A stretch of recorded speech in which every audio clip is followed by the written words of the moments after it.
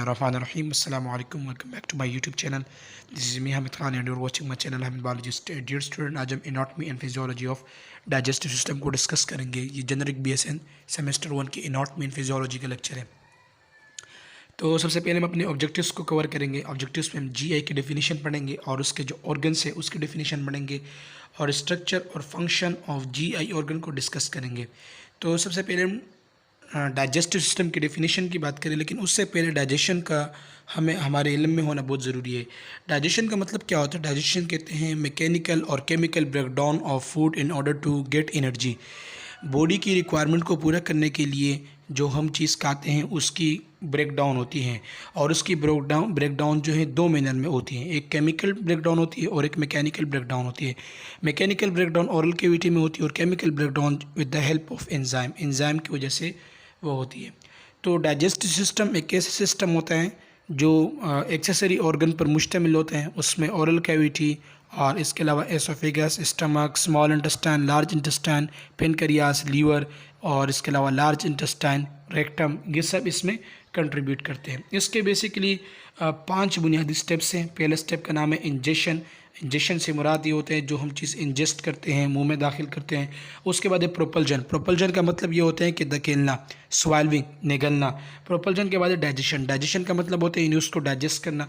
Digestion के बाद होती है एब्जॉर्प्शन। एब्जॉर्प्शन से मुराद ये होती है कि वो जो चीज़ हमने खाई होती है उससे पानी के एब्जॉर्ब करना, उससे विटामिन के एब्जॉर्ब करना, मिनरल्स के एब्जॉर्ब करना, उससे हम एब्जॉर्प्शन कहते हैं। और उसके बाद लार्ज इंटेस्टाइन के ज़रिए एलिमिनेशन होती है जिसे हम इखराज कहते हैं। ऑर्गन में सबसे पहले आते हैं माउथ के बाद है फेरिंक्स के बाद है एसोफेगस के बाद है stomach, small intestine, large intestine, rectum and anal canal. ये तमाम डाइजेस्टिव सिस्टम के ऑर्गन्स हैं। एक्सेसरी ऑर्गन की बात करें तो एक्सेसरी ऑर्गन जो बुनियादी ऑर्गन है उसमें सबसे पहले स्लाइवरी ग्लैंड है और स्लाइवरी ग्लैंड के 3 पेयर्स होते हैं। एक को हम पैरोटिड ग्लैंड कहते हैं, दूसरे को हम सबलिंगुअल ग्लैंड कहते हैं और एक को हम सबमैंडिबुलर ग्लैंड कहते हैं। इसके बाद पेनक्रियाज है। पेनक्रियाज के 2 हिस्से होते हैं। एक को हम एंडोक्राइन पेनक्रियाज कहते हैं, दूसरे को हम एक्सोक्राइन पेनक्रियाज कहते हैं। एंडोक्राइन पेनक्रियाज का काम हार्मोन की सिंथेसिस होती है, हार्मोन की प्रोडक्शन होती है जो ब्लड ग्लूकोज लेवल को मेंटेन करता है। 3 किस्म के हार्मोन रिलीज़ करते हैं, 2 किस्म के हार्मोन रिलीज़ करते हैं। एक को हम बुनियादी तौर पे इंसुलिन कहते हैं और दूसरे को हम ग्लूकागॉन कहते हैं। और एक जो हार्मोन एक्स्ट्रा रिलीज़ करते हैं उसे हम सोमेटोस्टेटिन कहते हैं, जो दोनों हार्मोन इंसुलिन और ग्लूकागॉन की सिंथेसिस को रोकता है। इसके बाद जो एक्सोक्राइन पोर्शन ऑफ पेनक्रियाज उससे अमाइलेज, लाइपेज, ट्राइप्सिन एंड कीमोट्राइप्सिन ये एंजाइम रिलीज़ होते हैं। अमाइलेज बेसिकली स्टार्च को डाइजेस्ट करता है और इसके अलावा लाइपेज जो है बेसिकली वो लिपिड्स को डाइजेस्ट करते हैं। ट्राइप्सिन एंड कीमोट्राइप्सिन ये प्रोटीन को डाइजेस्ट करते हैं। इसके बाद है लीवर। तो लीवर जो है ये मेजर होम्योस्टैटिक ऑर्गन है और इसमें बॉडी के तमाम जो है होम्योस्टैटिक फैक्ट्री भी इसे हम कहते हैं, मेजर ऑर्गन भी इसे कहते हैं। इसमें बॉडी के तमाम जो वेस्ट एब्जॉर्प्शंस होती है और वेस्ट प्रोसेस होते हैं उसकी एलिमिनेशन लीवर के ज़रिए होती है। लीवर का बहुत ही ज़्यादा काम होता है। इसके बाद है गॉल ब्लैडर। गॉल ब्लैडर जो लीवर से बाइल निकलता है, जो अल्कलाइन कलर का होता है, जो फैट्स को एमल्सीफाई करता है, फैट्स की डाइजेशन में हेल्प करता है, उसको बेसिकली जो गॉल ब्लैडर होते हैं उस गॉल ब्लैडर के अंदर स्टोर किया। Can see in the figure. तो सबसे पहले ओरल कैविटी के बाद है फेरिंक्स। ओरल कैविटी में सब स्लाइवरी ग्लैंड आते हैं और स्लाइवरी ग्लैंड के बेसिकली 3 अहम टाइप्स होते हैं। एक को हम पैरोटिड ग्लैंड कहते हैं, दूसरे को हम सबलिंगुअल ग्लैंड कहते हैं और तीसरे को हम सबमैंडिबुलर ग्लैंड कहते हैं। इसके बाद ये नीचे आके एसोफेगस आता है। एसोफेगस के बाद स्टमक आता है और स्टमक के 2 हिस्से होते हैं। ऊपर वाले हिस्से को हम कार्डिक एंड कहते हैं, दूसरे नीचे वाले हिस्से को हम पाइलोरिक एंड कहते हैं। इसके करीब ही जो है आपको लीवर नज़र आ रहा है जो रेड कलर का है। ये लीवर, इस लीवर से डक्ट निकलते हैं और लीवर से जो डक्ट निकलते हैं उसे हम हेपेटिक डक्ट कहते हैं। ये हेपेटिक डक्ट नीचे आके सिस्टिक डक्ट में डिवाइड हो जाते हैं। सिस्टिक डक्ट जो है वो गॉल ब्लैडर की तरफ जाता है और गॉल ब्लैडर में बेसिकली जो बाइल होते हैं उसको स्टोर करते हैं। गॉल ब्लैडर के बाद नीचे कॉमन बाइल डक्ट आते हैं। कॉमन बाइल डक्ट जो है एक ही टाइम पे पेनक्रियाज को ज्वाइन करते हैं और पेनक्रियाज जो स्मॉल इंटेस्टाइन को ज्वाइन करता है। तो पेनक्रियाज और स्मॉल इंटेस्टाइन के जो कनेक्शन होता है जिसे हम डोडिनम भी कहते हैं उसे हम बेसिकली हेपेटो पेनक्रियाटिक डक्ट कहते हैं। यहाँ से बेसिकली वजह स्मॉल इंटेस्टाइन आता है। स्मॉल इंटेस्टाइन जो बेसिकली वो लार्ज इंटेस्टाइन के साथ जुड़ा होता है। लार्ज इंटेस्टाइन में बेसिकली कुछ मिकदार के लिए जो वेस्ट होता है वो वेस्ट रुकता है और उसके बाद उसकी एलिमिनेशन होती है। GI the digestive system. Digestive system consists of the part of the body working together that help turn food and liquids into the building block and fuel the body needs. जो body needs होती हैं, हर एक cell की requirement होती है, उस requirement को पूरा करने के लिए पानी की रिक्वायरमेंट को, मिनरल्स की रिक्वायरमेंट को, आयंस की रिक्वायरमेंट को, न्यूट्रिशनल रिक्वायरमेंट को, उसको पूरा करने में डाइजेस्टिव सिस्टम का, जिसे हम GI भी कहते हैं, गैस्ट्रो इंटेस्टिनल ट्रैक्ट भी कहते हैं, एलिमेंट्री कैनाल भी कहते हैं, उसका अहम रोल होता है। सबसे पहले आते हैं इंजेक्शन। इंजेक्शन का मतलब क्या होता है? इंजेक्शन का मतलब होता है दाखिल करना। अब जो हम फूड इंजेस्ट करते हैं वो माउथ के ज़रिए करते हैं, और माउथ में दो किस्म के डाइजेशन होते हैं। एक हम मैकेनिकल डाइजेशन कहते हैं। मैकेनिकल डाइजेशन जो है दांतों के ज़रिए होता है, ब्रेकिंग ऑफ फूड का जो टूटना होता है वो दांतों के ज़रिए होता है। और केमिकल डाइजेशन में बेसिकली जो स्लाइवरी ग्लैंड होते हैं, उस स्लाइवरी ग्लैंड से स्लाइवरी अमाइलेज निकलता है, और वो अमाइलेज बेसिकली स्टार्च को डाइजेस्ट करता है। इसके अलावा म्यूसिन निकलता है, तो म्यूसिन जो है, म्यूकिन भी इसे हम कहते हैं। ये म्यूकिन जो है ये स्लिपरी प्रोटीन होते हैं जो कि बेसिकली म्यूकस पर मुश्तमिल होते हैं, और इसका काम जो होता है, ये जो सॉफ्ट लाइनिंग होती है डाइजेस्टिव सिस्टम की, जो वाल्स होते हैं, उसको प्रोटेक्ट करता है। इसके अलावा फूड को जो है लुब्रिकेट करता है ताकि उसको निगलने में आसानी हो। इसके बाद बफर भी माउथ में होते हैं, और बफर का काम होता है कि वो एसिड को न्यूट्रलाइज करे। इसके बाद एंटीबैक्टीरियल केमिकल्स भी जो है माउथ में मौजूद होते हैं, और वो बेसिकली जो बैक्टीरिया होते हैं जो फूड के ज़रिए आते हैं और दाखिल होते हैं, उसको भी बेसिकली किल करते हैं। माउथ से बेसिकली ब्रेक ऑफ फूड होता है, डाइजेस्ट स्टार्च स्लाइवरी अमाइलेज के ज़रिए जम्स को भी किल किया जाता है। और इसके अलावा मोइस्टन फूड होते हैं, यानी जो ग़िज़ा होती है उसको लुब्रिकेट कर देता है, उसमें जो है एक्स्ट्रा वाटर ऐड कर देते हैं ताकि उसको निगलने में आसानी हो। माउथ की बात करें तो केमिकल और मैकेनिकल डाइजेशन, माउथ में दोनों किस्म की डाइजेशन होती है, मैकेनिकल भी होती है और केमिकल भी होती है। फूड को जो है चीव किया जाता है, जिससे हम बेसिकली मार्केटेड कहते हैं। इससे मुराद ये होता है कि फूड जो है बिल्कुल नरम हो जाता है, बिल्कुल चबाने के बाद जो है बिल्कुल एक किस्म का बोलस उससे बन चुका होता है मैकेनिकली, और उसे हम बोलस कहते हैं, लंप भी कहते हैं, और ये स्लाइवा और टंग की हेल्प से, यानी ज़बान की हेल्प से बन जाता है। स्वाल्विंग की बात करें, स्वाल्विंग से मुराद क्या होते हैं? स्वाल्विंग कहते हैं निगलना। अब हम जो चीज़ निगलते हैं और उसकी वजह से हमें कोई तकलीफ़ भी नहीं होती, गले में चोकिंग भी नहीं होती, इसकी वजह क्या होती है? इसकी वजह ये होती है कि एक आते हैं एपिग्लोटस जो है ये फ्लैप ऑफ कार्टिलेज होता है। जब हम कोई खाना खाते हैं तो एपिग्लोटस का काम ये होता है कुदरती तौर पे कि ये जो ट्रेकिया होते हैं उस ट्रेकिया को क्लोज कर देता है। ये एक ढक्कन की तरह होता है। जब हम कोई चीज़ खाते हैं तो वो बेसिकली जब नीचे एसोफेगस की तरफ जा रहा होता है तो एपिग्लोटस बंद हो जाता है। जब एपिग्लोटस बंद हो जाता है तो उसकी वजह से फ़ायदा ये होता है कि जो सांस की नाली होती है जिसे हम ट्रेकिया या विंड पैप कहते हैं, उसके अंदर वो फूड जाने से रुक जाते हैं और मैदे में पहुंच जाता है, और ये एपिग्लोटस का अहम और बुनियादी फंक्शन है। इसके बाद peristalsis basically involuntary muscle contraction होता है, और इसका काम ये होता है कि ये फूड को जो है पुश कर देता है स्टमक की तरफ। अब जब वो मीटिंग होती है तो वो मीटिंग किस वजह से होती है? वो meeting basically anti peristalsis movement की वजह से होती है। ये बहुत इंपॉर्टेंट पॉइंट है MCQs के हवाले से। Which type of digestion is the following? कौन सी डाइजेशन है? तो बेसिकली जो चीविंग साल्टिन है ये मैकेनिकल डाइजेशन है। इसके अलावा स्लाइवा ब्रेकिंग द साल्टिन down into the molecules of glucose, जो साल्टिन है उसको ग्लूकोज में ब्रेक डाउन किया जाता है, किसकी वजह से? स्लाइवा की वजह से। तो ये भी MCQs है, ये केमिकल ब्रेक डाउन है। इसके अलावा your tongue breaking pieces of hamburger apart, तो ये भी मैकेनिकल है। बेसिकली वो डाइजेशन जो इंजाइम्स के ज़रिए, केमिकल के ज़रिए हो, उसे बेसिकली केमिकल डाइजेशन कहते हैं।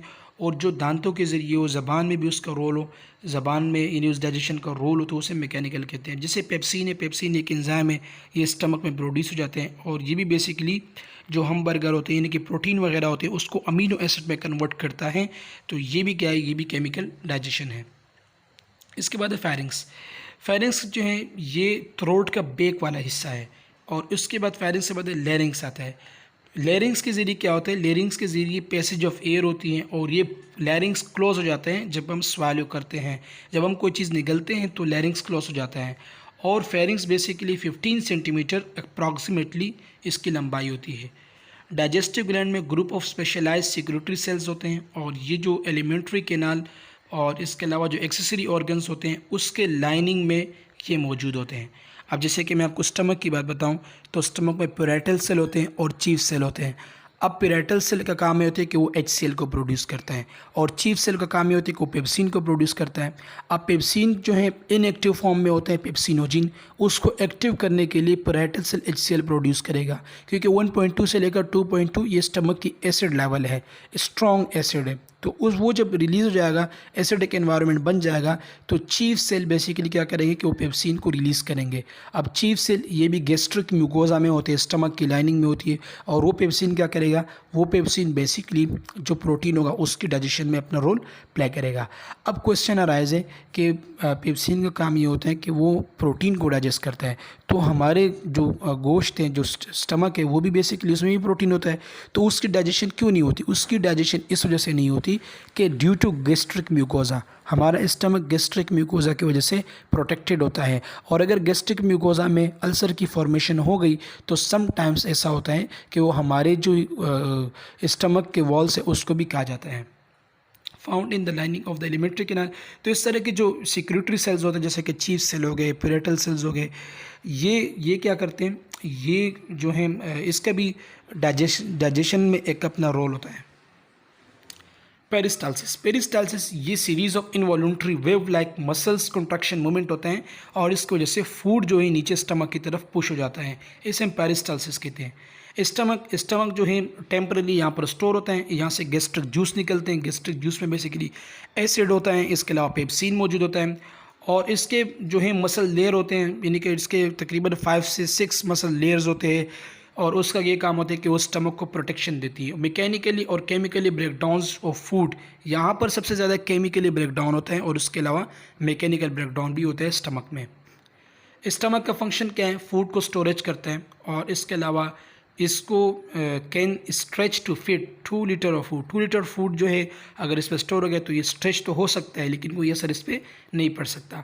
ये फूड को भी डिसइंफेक्ट करता है, क्यों? क्योंकि इसमें स्ट्रॉन्ग एसिड होता है, और 1.2 से लेकर 2.4 इसकी pH लेवल होता है, और इसको जैसे जो बैक्टीरिया होते हैं वो बैक्टीरिया किल हो जाते हैं। इसके अलावा केमिकल डाइजेशन होती है। केमिकल डाइजेशन से मुराद इंजाइम की मौजूदगी में जो है डाइजेशन होती है, जिसे हम पेप्सिन कहते हैं, और इस पेप्सिन का काम ये होता है कि ये इंजाइम को, ये बेसिकली प्रोटीन को अमाइनो एसिड में कन्वर्ट करते हैं। तो ये आप देख सकते हो इस फिगर में म्यूकस सेल्स है, चीफ सेल्स है, इसके अलावा पेराइटल सेल्स है, और गैस्ट्रिक ग्लैंड है, गैस्ट्रिक ग्लैंड्स, ये तमाम चीज़ें जो हैं जैसे पेप्सिनोजिन है। अब पेप्सिनोजिन को पेप्सिन में कन्वर्ट करेगा, कौन कन्वर्ट करेगा? HCl। आप फिगर में देख सकते हो। स्टमक जो है ये प्रोटीन से बना हुआ है, तो why stop the stomach from digestion itself, तो अपने आप को ये किस तरह रोकते हैं, आपको मैंने पहले बताया। तो इसका काम एक तो म्यूकस होता है जो स्टमक सेल्स को प्रोटेक्ट करता है, स्टमक की लाइनिंग को प्रोटेक्ट करता है, पहले मैं आपको बता चुका हूँ। इसके अलावा गैस्ट्रिक म्यूकोजा का अहम रोल होता है स्टमक को प्रोटेक्शन देना। इसके बाद हम स्टमक तक पहुँच चुके हैं। स्टमक जो है ये जम्स को किल करता है, फूड को ब्रेकअप करता है, फूड को तोड़ता है, प्रोटीन को डाइजेस्ट करता है, और इसके अलावा फूड को टेम्परेरी अप्रोक्सीमेटली 2 लीटर जो है स्टोर कर सकता है।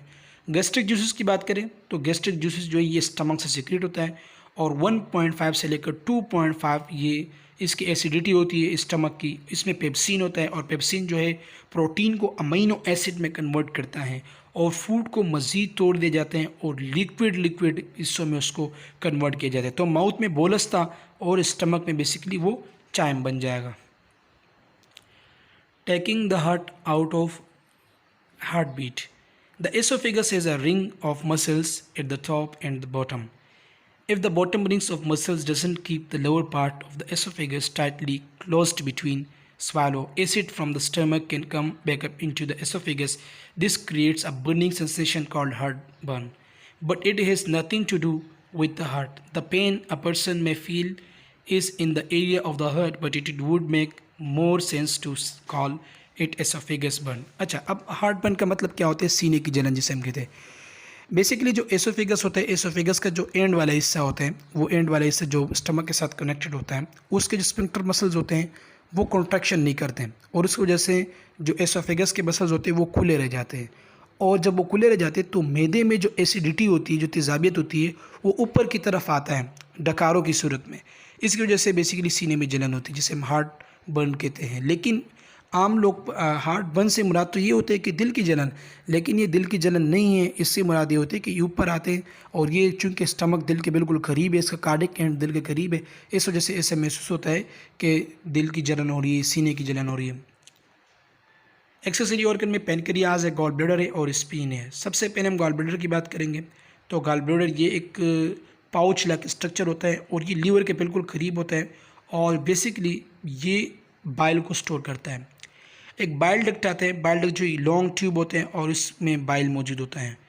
टॉप वाला हिस्से को टॉप वाला हिस्सा जो होता है वो लीवर से निकलता है, उसे हम बेसिकली कॉमन बाइल डक्ट कहते हैं। और कॉमन बाइल डक्ट जो है सिस्टिक डक्ट के ज़रिए गॉल ब्लैडर में बाइल को स्टोर करता है और जब फिर बाइल की ज़रूरत पड़ती है तो फिर वो नीचे से आता है। बेसिकली जो ऊपर से लीवर से जो निकलते हैं वो दो होते हैं, एक को हम राइट हेपेटिक डक्ट कहते हैं और दूसरे को हम लेफ्ट हेपेटिक डक्ट कहते हैं। ये नीचे आके बेसिकली एक डक्ट बनाते हैं जिसे हम हेपेटिक डक्ट कहते हैं। वो नीचे आके सिस्टिक डक्ट में ज्वाइन करता है, सिस्टिक डक्ट से ज्वाइन करने के बाद गॉल ब्लैडर आता है। गॉल ब्लैडर से फिर जब ज़रूरत पड़ने के बाद अगर उसकी ज़रूरत होती है बाइल की डाइजेशन में अपना रोल प्ले करने के लिए, तो फिर वहाँ से वो बाइल जो है बेसिकली कॉमन बाइल डक्ट के ज़रिए नीचे आके पेनक्रियास तक पहुँचते हैं जिसे हम हेपेटोपेनक्रियाटिक डक्ट कहते हैं। और पेनक्रियास में एंजाइम के साथ ये ड्यूडेनम वाले हिस्से में आता है और इसका काम बेसिकली फैट्स को इमल्सिफाई करना होता है। बाइल बेसिकली ये लिपिड्स को इमल्सिफाई करता है, फिजिकली फैट्स के जो हिस्से होते हैं उसको तोड़ देता है, फैट्स की ब्रेक डाउन करता है। और ये एक बीटर टेस्ट होता है, इसका जायका जो बीटर होता है और ये अल्कलाइन ग्रीन येलो कलर का होता है और ये बेसिकली गॉल ब्लैडर में स्टोर होता है। और इस गॉल ब्लैडर में स्टोर होते ज़रूरत पड़ने के बाद बेसिकली ये वहाँ से रिलीज़ हो जाते हैं। पेनक्रियास एक ऑर्गन है, एक्सेसरी ऑर्गन है और ये डाइजेस्टिव ग्लैंड के तौर पे भी काम करता है। इसके अलावा इसके दो हिस्से होते हैं, एक हम एक्सोक्राइन और दूसरे को हम एंडोक्राइन पार्ट कहते हैं। एक्सोक्राइन से नंबर ऑफ एंजाइम रिलीज हो जाते हैं जिसमें amylase, lipase, trypsin and chymotrypsin होता है। और एंडोक्राइन से अल्फ़ा, बीटा और डेल्टा सेल होते हैं। Alpha cell basically glucagon release करता है और ग्लूकागोन बेसिकली जो कार्बोहाइड्रेट होते हैं जिगर में जिस ग्लाइकोजन की शक्ल में और मसल्स में, उसको दोबारा ग्लूकोज में कन्वर्ट करता है। इंसुलिन रिलीज़ होता है बीटा सेल से और बीटा सेल का काम ये होता है कि बॉडी के तमाम ग्लूकोज को बेसिकली ग्लाइकोजन की सूरत में जिगर और मसल्स में स्टोर करता है। और इसके अलावा डेल्टा सेल से सोमेटोस्टेटिन रिलीज़ होता है और सोमेटोस्टेटिन बेसिकली इन दोनों हार्मोन की सिक्रीशन को इनहिबिट करता है। इसके अलावा पेनक्रियाटिक जूस में डिफरेंट टाइप्स के न्यूट्रिएंट्स भी होते हैं, जो डिफरेंट टाइप्स के एंजाइम भी होते हैं जो कि न्यूट्रिएंट्स को डाइजेस्ट करते हैं। अब जो एक्सोक्राइन है हम उसकी बात करेंगे क्योंकि ये डाइजेस्टिव सिस्टम का टॉपिक है। उसमें एकिनर सेल्स होते हैं जिसे हम एकिनाई भी कहते हैं और उस एकिनर सेल से बेसिकली एंजाइम की सिक्रीशन होती है और उस एंजाइम में अमाइलेज जो स्टार को डाइजेस्ट करता है, लाइपेज जो लिपिड को डाइजेस्ट करता है और इसके अलावा ट्राइप्सिन एंड कीमोट्राइप्सिन ये दोनों प्रोटीन को डाइजेस्ट करते हैं। ये स्मॉल इंटेस्टाइन में इसकी डाइजेशन होती है और तकरीबन तमाम डाइजेशन जो है स्मॉल इंटेस्टाइन में कंप्लीट हो जाती है। अब पेनक्रियाज है, यहाँ पे इस फिगर में आप इतनी आसानी के साथ क्लियरली दे सकते हो। इसमें बेसिकली ये प्रोटीन को डाइजेस्ट करते जो ट्राइप्सिन और कीमोट्राइप्सिन है, अमाइलेज स्टार्च को डाइजेस्ट करते हैं। इसके अलावा पेनक्रियाज बफर भी रिलीज़ करता है, ये मोस्ट इंपॉर्टेंट पॉइंट है, जो कि एसिड को, जो स्टमक का एसिड है उसको न्यूट्रलाइज करता है।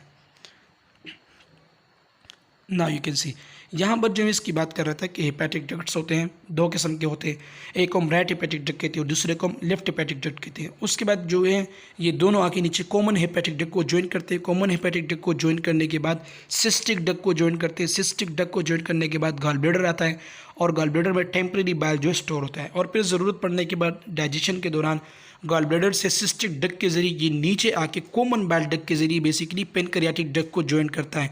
अब यहाँ पे लीवर का डक्ट भी आ रहा है और पेनक्रियास का डक्ट भी आ रहा है, इस वजह से हम इसे बेसिकली हेपेटो पेनक्रियाटिक डक्ट कहते हैं। हेपेटो का मतलब होता है लीवर, चूँकि लीवर के सेल को हम हेपेटोसाइट कहते हैं, इस वजह से हम हेपेटो कहते हैं। और ये नीचे आके जो हेपेटो पेनक्रियाटिक डक्ट होते हैं जिसे हम एम्फ्यूला भी कहते हैं, उसके ज़रिए स्मॉल इंटेस्टाइन को ज्वाइन कर देता है। लीवर बेसिकली एक तो डाइजेशन में इसका ये काम होती है कि ये बाइल को प्रोड्यूस करता है और प्रोड्यूस करने के बाद बेसिकली ये एक डिटर्जेंट्स के तौर पे काम करता है, क्योंकि डिटर्जेंट्स का काम ये होता है कि वो फैट्स को तोड़ देते हैं। तो ये भी बेसिकली इसकी इमल्सिफाई करता है और बाइल जो है इसमें कलर मौजूद होते हैं जिसे हम ओल्ड रेड ब्लड सेल कहते हैं, क्योंकि जो हमारे रेड ब्लड सेल होते हैं 120 डेज़ बाद उसकी ब्रेक डाउन होती है और वो जाके लीवर में कुछ हिस्सा जिसे बेसिकली बिलीरुबिन और बाइलिवर्डिन कहते हैं, वो जाके लीवर में आते हैं और उससे बाइल बनता है। तो ब्रोकन आयर पार्ट जो है और जो रस्ट होते हैं आरबीसी का, वो बेसिकली जो हमारे फिसिस होते हैं उसको ब्राउन कर देते हैं, क्योंकि जो बाइल होते हैं बेसिकली ये हमारे आरबीसी का जो है रस्ट होता है, टूटा हुआ हिस्सा होता है जिसे हम बाइल कहते हैं। अब ये यहाँ पे इस फिगर में दोबारा शो किया गया है, यहाँ पे कॉमन हेपेटिक डक्ट है, राइट हेपेटिक डक्ट है। इसके अलावा अभी यहाँ पर हम पहुँच चुके हैं पेनक्रियास तक। माउथ में दोबारा रिपीट करेंगे, फूड को ब्रेक डाउन होती है, स्टार्च की डाइजेशन होती है, जर्म्स को किल करते हैं। इसके अलावा फूड को जो है मॉइस्ट करता है। स्टमक में भी जर्म्स को किल किया जाता है, हमारे इम्यून सिस्टम के तौर पे काम करता है। फूड को भी ब्रेक डाउन किया जाता है और इसके अलावा प्रोटीन को भी डाइजेस्ट किए जाते हैं और फूड को भी तकरीबन 2 लीटर तक स्टोर किया जा सकता है। जर्म्स किस तरह किल करते हैं, क्योंकि ये स्ट्रॉन्ग एसिडिक मीडियम होता है स्टमक का। लीवर का काम क्या होता है, बेसिकली डाइजेस्टिव सिस्टम में ये बाइल को प्रोड्यूस करते हैं और ये गैल ब्लैडर में स्टोर होते हैं और इसका काम ये होता है कि वो फैट्स को एमल्सीफाई करते हैं, फैट्स को ब्रेक डाउन करते हैं। पेनक्रियास बेसिकली एंजाइम प्रोड्यूस करते हैं, अमाइलेज स्टार्च को डाइजेस्ट करता है जिसे हम जो कि पेनक्रियाटिक अमाइलेज होता है, पेनक्रियास से रिलीज होता है।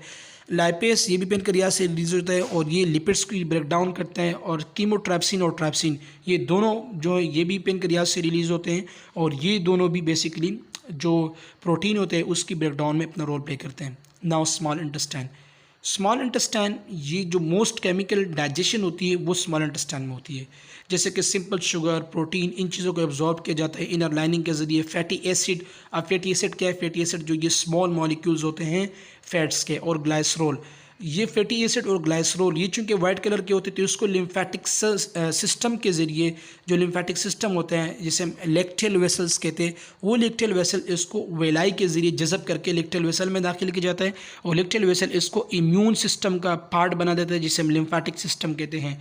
इसके अलावा इसका भी एक अहम काम होता है स्मॉल इंटेस्टाइन का, और ये तकरीबन 6.5 इसकी मीटर लंबाई होती है। स्मॉल इंटेस्टाइन केमिकल डाइजेशन भी यहाँ पर होती है और इसके अलावा major organ of digestion and absorptions, ये डाइजेशन और एब्जॉर्प्शंस का मेजर ऑर्गन है और इसके अंदर स्मॉल लाइनिंग भी होती है और तकरीबन 6.5 और अप्रॉक्सीमेटली 6 मीटर इसकी लंबाई होती है। और स्मॉल इंटेस्टाइन का जो है रफ सरफेस एरिया होता है। इसके अलावा इसके स्ट्रक्चर की बात करें तो ये 3 हिस्सों में मौजूद होता है। एक को हम ड्यूडिनम कहते हैं, ये मोस्ट डाइजेशन ड्यूडिनम में होती है जो पेनक्रियास जहाँ जुड़ा होता है। जिजिनम में बेसिकली न्यूट्रिएंट्स की एब्जॉर्प्शन होती है और इलियम में भी basically absorptions of nutrients take place, ileum में भी बेसिकली न्यूट्रिएंट्स की एब्जॉर्प्शंस की टेक प्लेस होती है। ड्यूडेनम की बात करें तो ड्यूडेनम भी जो है ये first section of small intestine होता है और यहाँ पर पेनक्रियास और इसके अलावा लीवर से बाइल और पेनक्रियास से एंजाइम दोनों ड्यूडेनम में आता है। यहाँ पर एसिड फूड जो है जो स्टमक से आता है उसकी डाइजेशन होती है मज़ीद पेनक्रियास और इसके अलावा बाइल की मौजूदगी में, और इसके अलावा जो डाइजेस्टिव जूसेस होते हैं उसको मिक्स किया जाता है पेनक्रियास, लीवर और इसके अलावा gall bladder. Now once again यहाँ पे दोबारा समरी दे रहा हूँ। माउथ में बेसिकली हम फूड की ब्रेक डाउन करते हैं, स्टार्च की डाइजेशन होती है, जर्म्स किल किया जाता है और फूड को मॉइस्ट बनाया जाता है। स्टमक जर्म्स को किल करते हैं क्योंकि वहाँ की एसिडिटी बहुत बड़ी होती है। उसके अलावा फूड की ब्रेक डाउन किया जाता है और प्रोटीन की भी ब्रेक डाउन किए जाते हैं और फूड को तकरीबन 2 लीटर तक स्टोर किया जा सकता है। पेनक्रियास एंजाइम को प्रोड्यूस करते हैं, अमाइलेज, लाइपेज, ट्रैप्सिन और कीमोट्रैप्सिन जो स्टार्च, प्रोटीन और इसके अलावा लिपिड्स के डाइजेशन में अपना रोल प्ले करता है। Absorptions in the small intestine, much absorptions is thought to occur directly through the wall without the need for special adaptation, किसी किस्म की एडेप्टेशन की ज़रूरत नहीं होती। ज़्यादातर बेसिकली जो एब्जॉर्प्शन होती है वो जो स्मॉल इंटेस्टाइन का वॉल होता है उसके ज़रिए उसकी एब्जॉर्प्शंस होती है। Almost 90% of our daily fluid intake is absorb in the small intestine, जो भी हम खाना खाते हैं उसमें जो फ्लूइड कंटेंट मौजूद होता है वो 90% जो है हमारे स्मॉल इंटेस्टाइन के ज़रिए रिलीज़ हो जाता है, यानी उसको एब्जॉर्ब किया जाता है।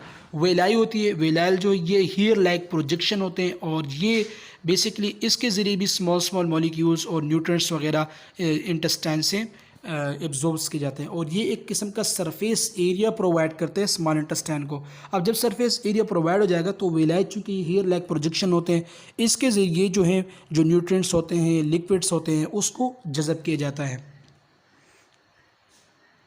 एब्जॉर्प्शंस थ्रू वेलाई एंड माइक्रोवेलाई। अब वेलाई और माइक्रोवेलाई ये मैं आपको पहले बता चुका हूँ, फिंगर लाइक प्रोजेक्शन होते हैं, हेयर लाइक स्ट्रक्चर होते हैं और ये बेसिकली एब्जॉर्प्शंस के लिए जो सरफेस एरिया होता है वो उसको फैला देता है। तो जितनी ज़्यादा सरफेस एरिया फैल जाएगी उतनी ज़्यादा एब्जॉर्प्शंस तेज़ी के साथ होगी। Now you can see the figure of villi. Large intestine को हम कॉलन भी कहते हैं और बेसिकली ये दोबारा लार्ज इंटेस्टाइन रीएब्जॉर्ब वाटर, ये वाटर को दोबारा रीएब्जॉर्ब करते हैं। अब too much reabsorption of water अगर यहाँ पर हो गई तो जो फीसिस होगी लार्ज इंटेस्टाइन में वो हार्ड हो जाएगी और इसकी वजह से एक डिजीज़ लग जाएगी जिसे हम बेसिकली कंस्टिपेशन कहते हैं।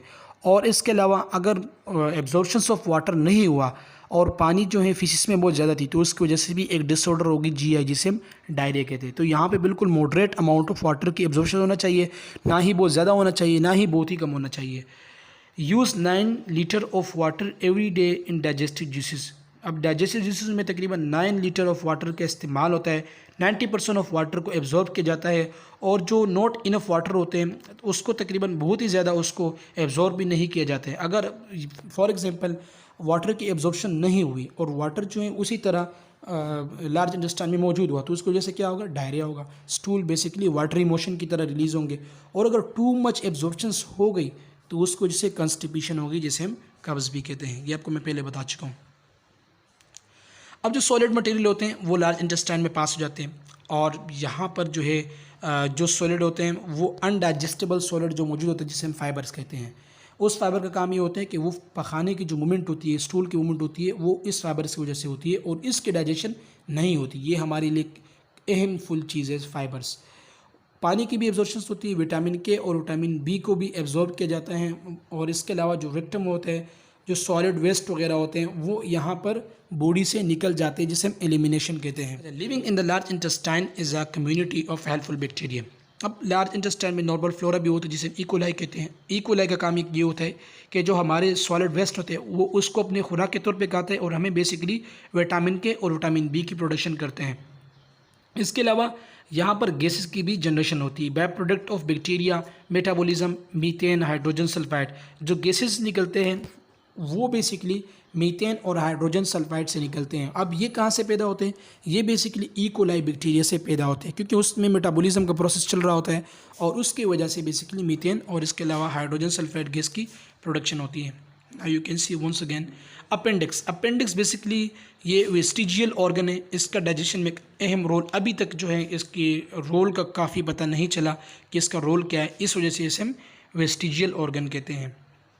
रेक्टम, रेक्टम जो है ये कोलोन का लार्ज सेक्शन होता है, यानी लार्ज इंटेस्टाइन का अहम हिस्सा और सबसे बड़ा हिस्सा रेक्टम कहलाता है और यहाँ से बेसिकली जो फीसिस होते हैं, पखाना होते हैं, वो रिलीज़ हो जाते हैं। Undigested materials, extra cellular waste और इसके अलावा सेलुलोस फ्रॉम प्लांट्स जो हम खाते हैं क्योंकि सेलुलोस की एब्जॉर्प्शन नहीं होती तो वो भी यहाँ से रिलीज़ हो जाते हैं और जो फाइबर्स वगैरह होंगे और जो बैक्टीरिया होंगे वो भी रेक्टम में पखाने की सूरत में रिलीज़ हो जाएंगे। डाइजेस्टिव होम्योस्टैटिक डिसऑर्डर, उसमें सबसे पहले आते हैं अल्सर। अल्सर का मुराद ये होता है मैदे का ज़ख़म। अब इसमें जो गैस्ट्रिक म्यूकोज़ा होती है वो ख़राब हो जाती है और जो गैस्ट्रिक म्यूकोज़ा ख़राब हो गया तो उसको जैसे मैदे की दीवारों में ज़ख़म पड़ जाती है, अगर वो मैदे का हिस्सा हो या स्मॉल इंटेस्टाइन का हिस्सा हो, इन दोनों को हम पेप्टिक अल्सर डिजीज़ कहते हैं।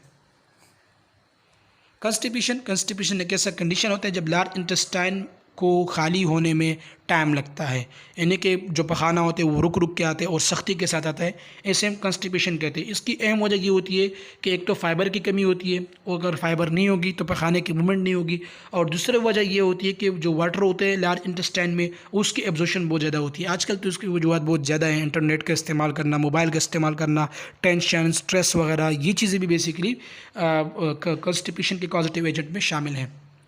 डायरिया ये भी बेसिकली जीआई डिस्टर्बेंस होता है और इसकी वजह से जो वाटर की एब्जॉर्प्शंस होती है वो उसकी बेसिकली एब्जॉर्प्शन नहीं हो पाती और पेरिस्टाल्टिक एक्टिविटी इंक्रीज़ हो जाती है। और जब पेरिस्टाल्टिक एक्टिविटी इंक्रीज़ हो जाती है लार्ज इंटेस्टाइन की, तो इसकी वजह से जो वाटरी फीसिस होती है, जो पखाना होता है, उसमें पानी की मकदार बढ़ जाती है और इस कंडीशन को हम बेसिकली डायरिया कहते हैं। और इसकी वजह से सीवियर डिहाइड्रेशन भी होती है और स्पेशली इन्फेंट्स में ये डिहाइड्रेशन हो जाती है और इसकी वजह से डेथ भी हो सकता है। इसको ठीक करने के लिए हम इमोडियम देते हैं या और भी ऐसे अगर पैरासाइटिक इन्फेक्शन है तो फिर उसको ट्रीट करने के लिए एंटी पैरासाइटिक देते हैं।